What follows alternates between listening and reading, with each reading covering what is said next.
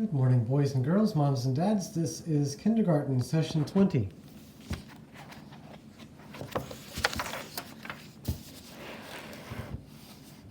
Okay, looking at Jesus' parables. Do you like stories? There are scary stories, bedtime stories, and funny stories. What is your favorite kind of story? Parables are special stories that Jesus told his disciples to teach us about God. We should pay close attention to them. Here's a picture of Jesus teaching parables or stories. Remember what you learned about God from the parable of the lost son? Remember as your teacher tells you about another parable Jesus told. Okay, so the lost son is the parable of when he went off and spent everything he had that he got from his father, just not caring about his father being alive or not.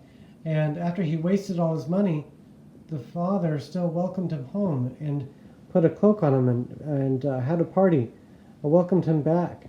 God loves us for who we are, not for what we do. He will always love us. Another parable that Jesus taught was about the lost coin. There's a lady who lost a coin and swept her whole house to find it. And when she found it, she had a big party as well. We are like that coin. God searches and searches and sweeps out all the whole house, all the evil of the world to help us to come back to Him. Then there's the lost sheep. A shepherd had 100 sheep. One sheep got lost. The shepherd had to decide whether to go looking for his lost sheep. Now with the story of the lost sheep, you can draw a picture of how you think the story ends right here.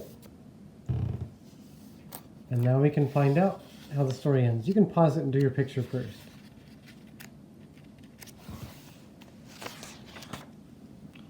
Here is Jesus with the lost sheep. Rejoice with me because I have found my lost sheep. This parable teaches us that God is like a good shepherd. A good shepherd loves and protects all his sheep.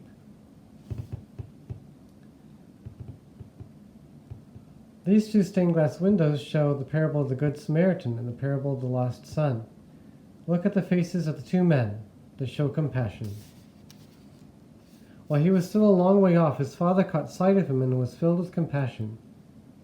But a Samaritan traveler who came upon him was moved with compassion at this sight. Compassion is a feeling. Compassion makes us want to help someone who is hurting.